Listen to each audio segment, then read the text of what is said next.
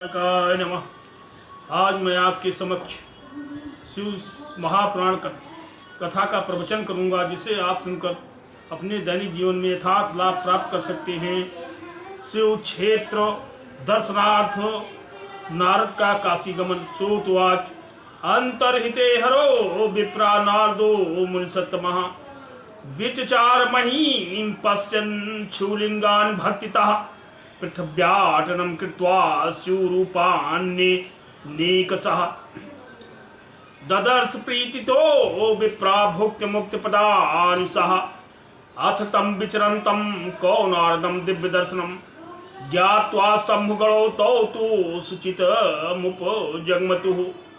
शिरसासु प्रणम्यासु गणावोच तो राद्रात् गृहीत्वा चरणों तस् सापोद्धारे छया चातो। सूत जी बोले, हे ब्राह्मण, जब ऐसा कहकर भगवान विष्णु अंतर ध्यान हो गए, तब मुनिश्रेष्ठ नारद जी भक्त पूर्वक शिवलिंगों का दर्शन करते हुए पृथ्वी पर विचरने लगे। हे ब्राह्मणों, पृथ्वी पर भ्रमण करते हुए नारद जी ने भोग तथा मोक्ष देने वाले अनेक प्रकार के शिवलिंगों का प्रेम से दर्शन किया। तत्पश्चात दिव्य दर्शन देवर्ष नारद को पृथ्वी से भ्रमण करते हुए जानकर उनका क्रोध शांत हुआ और देखकर रुद्र के गण उनके समीप गए। उन्होंने अच्छी प्रकार से देवर्ष नारद को प्रणाम किया। फिर सापोद्धार की इच्छा करते हुए उनके चरणों में गिरकर इस प्रकार कहने लगे। शिवगुणा ऊचतुः ब्रह्मपुत्र सुरर से ही शृणु प्रेत्यावर्योच्वचः तवापराधक कतारा वावाम विप्रो न वस्तुतः आवाम हरगणा विप्र तवागस्त कारिणो मुनि स्वयंरे राजपुत्र्या माया मोहितो चेत्सः त्वया दतश्च नो शापः परेश प्रेरितेन ज्ञात्वा कुसुमं तत्र मौनमेव हि जीवनम् स्वकर्मणः फलं प्राप्तं कस्यापि नाहि दूषणम् स्वप्रसन्नो भव विभो कुर्वनुग्रहमद्दिनो। रुद्रगणमुनि कि हे सुरर से ब्रह्मपुत्र, आप प्रीत पूर्वक हमारी बात सुने। उस समय आपका अपराध करने वाले हम लोग वास्तव में ब्राह्मण नहीं हैं, किंतु आपका अपराध करने वाले हम दोनों महादेव जी के गण हैं। जब तक राजकुमारी श्रीमती के स्वयंवर में अपने माया से मोहित होने के कारण तथा सांब सदाशिव से प्रेरित होने के कारण हम दोनों को शाप दे दिया, उस समय कुसमय जानकर हम लोगों ने मौन ही रहना उचित समझा।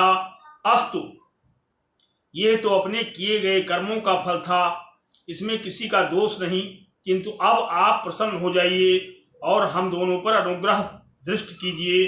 सोतवाच वचाकर्णे गणयोरिति भक्त्युक्तमादरात् प्रत्युवाच मुनिः प्रेत्या पश्चात्तापं व्याप्य सः। सूत जी बोले कि उन गणों के द्वारा भक्त तथा आदर युक्त कहे गए वचनों को सुनकर पश्चाताप करते हुए देवर्ष नारद प्रेम से बोले। नारदवाच शृणुतं मे महादेव गणो मान्यतमो सताम वचनम सुखदम मोह निर्मुक्तम चायथार्थकम पुरा मम मते भ्रष्टा असीच्छिवेच्छावसा ध्रुवम सर्वथा मोहमापन्नः सत्वान्वां कुसे मुसि यदुक्तं तत्तथा भावि तथापि शृण्वतां गणो शापोद्धारमहं वच्मि क्षमेथां घमद्दिमे। धीर्यान मुनि वरस्या वाराच्छो से सत्तु मादिसात् अस्यातां विभ वसंयुतो बलिनो सुप्रतापिनो सर्व ब्रह्मांड राजानो शिवभक्तो जितेन्द्रियो शिवाप रत्नो मृत्युम प्राप्य स्वं पद्माप्यस्य सह। नारद जी बोले कि सत्पुरुषों में मान्य हे महादेव के गणों, तुम लोग मेरे सुखदायी मोह रहित एवं यथार्थ वचनों को सुनो। निश्चय ही पहले शिव की इच्छा से मेरी बुद्धि नष्ट हो गई थी और जिससे मोहग्रस्त होकर मैंने दुर्बुद्धि से तुम दोनों को साप दे दिया। मैंने जो कुछ भी कहा उसे तो होना ही था। तो भी हे गणों, मेरी बात सुनो और मेरा अपराध क्षमा करो। मैं तुम लोगों को साप से उद्धार का उपाय कहता हूँ। तुम लोग श्रेष्ठ मुनि के वीर से जन्म लेकर महाबलवान, प्रतापी एवं ऐश्वर्यवान राक्षसाधिपति हो जाओगे और तुम लोग जितेंद्रिय शिवभक्त तथा इस समस्त ब्रह्मांड के राजा बनोगे और शिव जी के दूसरे शरीर महाविष्णु से मृत्यु को प्राप्त करके पुनः अपने पद को प्राप्त करोगे। सोतवाच एत्याकरण मुनेर वाक्यम नारदस्य महात्मनः उभौ हरगणो प्रीतो स्वं पदम जगमतो उर्मुदा नारदोऽप्ये परप्रीतो ध्यायन् छो मनन्यधीः विचार महीं पश्यन् छो तीर्थान्ये धीक्षसः काशीं प्राप्याथ सा मुनि सर्वोपरि विराजितां शिवप्रियां शंभुसुप्रदां शंभुस्वरूपिणीं दृष्ट्वा काशीं कृतार्थो अभूत् काशीनाथं ददर्शः अनर्च परम प्रीत्या परमानंद संयुक्तः। सूत जी बोले कि महात्मा नारद जी के इस प्रकार के वाक्य को सुनकर वह दोनों महादेव जी के गण परम प्रसन्न होकर अपने स्थान को चले गए। इधर नारद जी परम प्रसन्न होकर अनन्य बुद्ध से सदाशिव का ध्यान करते हुए बारंबार शिव तीर्थों का दर्शन करते हुए पृथ्वी में विचरण करने लगे। फिर वह सर्वोपर विराजमान शिव प्रिया, शिव स्वरूप एवं शिव सुखदायिनी काशी में आए। काशीनाथ तथा काशी के दर्शन से कृतार्थ हो गए। उन्होंने आनंद से परिपूर्ण होकर प्रेम के साथ काशीनाथ का पूजन किया।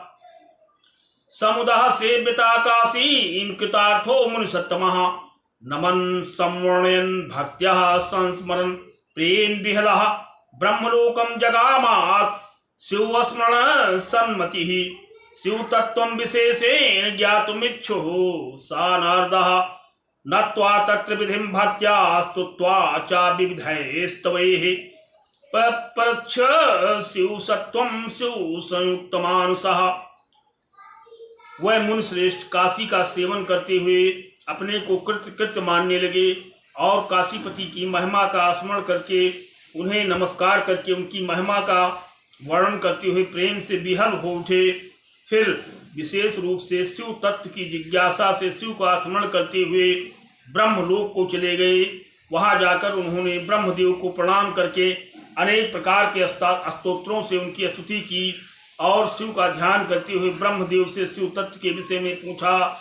नारदवाच ब्रह्मान् ब्रह्म स्वरूपज्ञे पितामह जगत प्रभु त्वत्प्रसादान् मया सर्व विष्णोर्माहात्म्योत्तमं भक्ति मार्ग ज्ञान मार्ग तपो मार्ग सुदुस्तरम दान मार्ग चा तीर्थानां मार्गं चा श्रुत्वाहनं ना ज्ञातं शिव तत्त्वं चा पूजा विधि मतः क्रमात् चरितं विविधं तस्य निवेदय मम प्रभु निर्गुणोऽपि शिवस्तात् सगुणः शंकरः कथं शिव तत्त्वं न जाना मोहितः शिव माया। नारद जी बोले कि हे ब्रह्मा के स्वरूप को जानने वाले जगत प्रभु, हे पितामह, हे ब्रह्मांड, आपकी कृपा से मैंने विष्णु का महात्म भक्ति मार्ग, ज्ञान मार्ग, अत्यंत दुस्तर तपो मार्ग और दान मार्ग एवं तीर्थों का महात्म सुना, किंतु मैंने अब तक क्रमशः शिव तत्व एवं शिव पूजा का मार्ग नहीं जाना। इसलिए हे प्रभु, मुझे शिव जी के अनेक चरित्रों का वर्णन कीजिए। निर्गुण स्वरूप शिव जी का किस प्रकार सगुण होते हैं, क्योंकि मैं शिव माया से मोहित हूँ, इसलिए शिव तत्व की जानकारी मुझे नहीं है। सृष्टि पूर्व कथम शंभु स्वरूपेण प्रतिष्ठितः सृष्टि मध्ये साहि कथम क्रीडन संवर्तते प्रभु तदन्ते च कथम देवः सा तिष्ठति महेश्वरः कथम प्रसन्नतां याति शंकरो लोक शंकरः संतुष्टस्य स्वभक्तेभ्यः परेभ्यश्च महेश्वरः किं फलं यच्छति विधे तत्सर्वं कथयस्सु मे सद्यः प्रसन्नो भगवान् भवतीत्यनु संश्रुतं भक्त प्रयासं सा महान् न पश्यति दयापरः। इस सृष्टि से पूर्व वह किस स्वरूप से प्रतिष्ठित होते हैं, इस सृष्टि के मध्य में किस प्रकार क्रीड़ा करते हुए स्थित रहते हैं और उसके अंत में वह महेश्वर देव किस प्रकार से निवास करते हैं। समस्त लोक का कल्याण करने वाले सदाशिव किस प्रकार प्रसन्न होते हैं।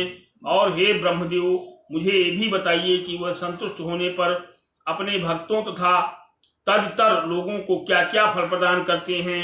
मैंने सुना है कि भगवान सदाशिव आशुतोष होने के कारण शीघ्र प्रसन्न हो जाते हैं।